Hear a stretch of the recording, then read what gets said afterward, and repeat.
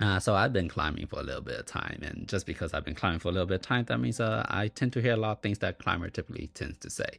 And in this video, I just want to go over a couple of them that I think kind of just don't make the greatest sense, or just are a little bit left out of all the complete information that's required to make it make sense. So without any further ado, let's lippity hoppity hop into it.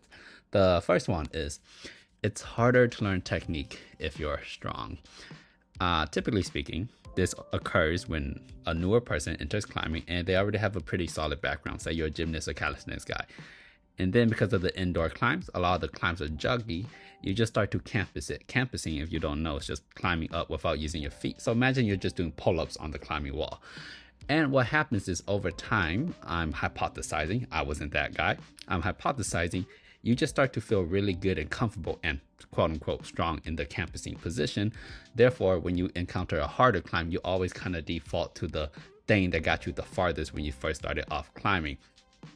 And therefore, it's slightly ingrained in brain for you to go about it that way. However, there's a very simple solution to remedy that if you wish to learn technique, and that's simply called, if you could campus V5 pretty comfortably or strongly and you feel strong, then just go ahead and try to do a V8 climb, because you probably won't be able to campus the V8 climb. Likewise, if you can campus the V8 climb, just do like a V10 or V11, so on and so forth. You just got to find a climb that's hard enough for you that will force you to use your feet in order for you to do the climb. In short, the reason why it's hard for strong climbers to learn technique is because they don't try hard climbs that will facilitate them to implement said technique so that they are actually become better climbers. And the only particular problem with this is a lot of strong climbers, physically strong climbers, as I was just saying, when they start campusing and they really enjoy that style of campusing, then they typically tend to avoid learning the technique. So it's not that strong climbers have it's not, so my bad, it's not that it's hard for strong climbers to learn technique. It's more like strong climbers actively avoid learning technique. I've seen this myself a lot of times with really strong climbers where I'm like, hey man, use your feet, and then they'll be like, yes, I'll just do a one-arm pull-up, and I'm like, that's not what I said, but you do you. Okay, let's go to number 2.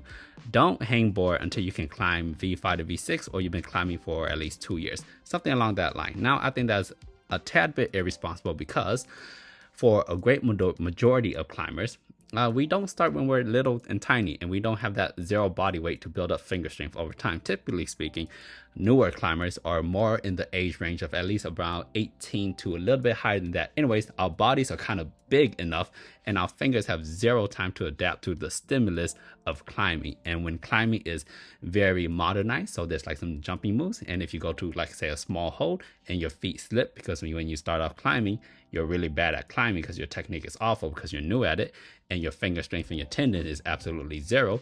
And so when you go to a hold and your foot slip and your fingers get caught, it's kind of like a snap, crackle, pop in your fingers, and that's just not great for anyone.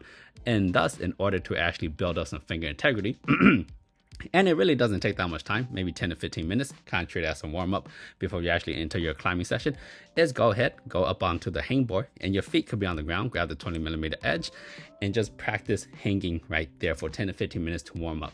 Doing that before you climb, every time before you climb, will just help accustom your body to what it feels like to actually have pressure in your fingertips in a safe, controlled environment, which is the hangboard. Therefore, when people say don't hangboard till you climb V5, V6, or don't do it until you climb at least for 2 years because technique is more important, I'm like, yeah, technique is indeed the most important thing when it comes to climbing.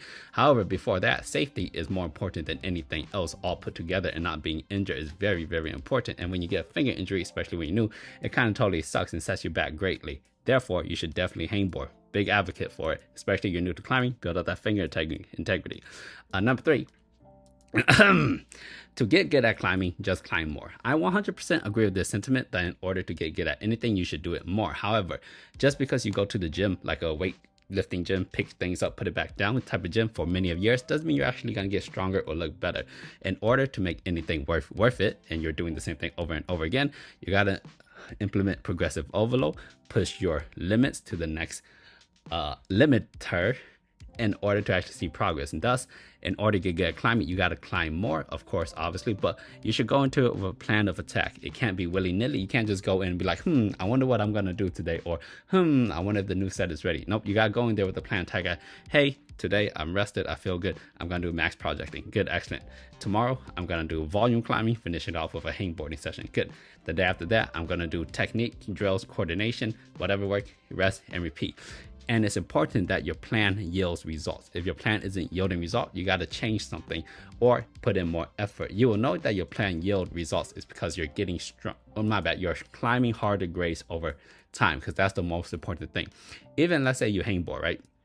And you take your hangboarding from, say, 100-pound hang to 130-pound hang, but your climbing doesn't go along with it, then you got to adjust your climbing plan. While it's good that your hangboarding got better, at the end of the day, this is climbing, and the most important thing in order to see progress in climbing is, hey, are your grades harder?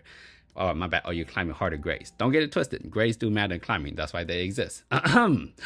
Number 4, you don't need to be strong to climb V10. This is kind of funny because there's like a lot of sayings that's like, hey, so-and-so climber couldn't do a one-arm pull-up and they climb like V14, or so-and-so climber can't hang off the Beastmaker middle edge and they climb like V15 or 16. And I'm like, that's great. That's fantastic. However, 10 other climbers can climb just as hard at them, and they can do one-arm pull-ups, and they can hang the Beastmaker middle edge like it's a pull-up bar. All I'm saying is, in a sport or activity where it's physical and you're literally on your fingertips, one would think that being physically adept is kind of important. But how much strength do you actually need to climb V10? That's the question. And for this, I'm like, well, if you're doing like a V10 slab, then the amount of strength you need is definitely way less, and it's different. You kind of need more toe strength, leg strength, and maybe just a little bit or really good finger strength. Whereas you're doing like something really overhanging on jugs, it's more like more overall upper body power. However, regardless, if you climb V10, there is no way that you are weak. There's something about your stats that is way better, or just very good compared to someone else's stats. Maybe those stats are your leg strength. For some odd reason, you're really good, your leg adductor, your adductors, you could really press your legs together, and that's what helps you through a lot of your climbing. Me, for example, I have weak adductors, therefore that's not one of my strengths. What I am pretty good at is I'm pretty flexible, my finger strength is pretty okay, and my pulling strength is pretty okay. So I'm using those to help me climb all my grades. So when you hear someone say, hey man, you don't really need to be that strong, or you don't really need to be that strong to climb hard, or you don't need to be that strong to climb V10, know that they are wrong. And you do need to have some form of physicality to do a activity that is physical. How much that is, who knows? But it's not little. It's definitely not a little. Just a little bit anecdotal, little bit evidence here. For example, I've never met a single climber that is weaker than me in all my metrics, like finger strength to grip type strength to pulling strength, that has outclimbed me without a doubt, undoubtedly. Now, I met other climbers that have way less pulling strength than me, but their finger strength is just ungodly. And I met climbers that have really decent finger strength, but their pulling strength is out of this world and they can outclimb me. However, I've never met anyone where both of those stats, where all their physical stats are less than mine, and then they could go ahead and just completely wipe the floor of me when it comes to climbing. That just goes to show, hopefully it kind of makes sense, that physical activity will require some physicality. Anyways, those are just some things climbers say that just don't make sense.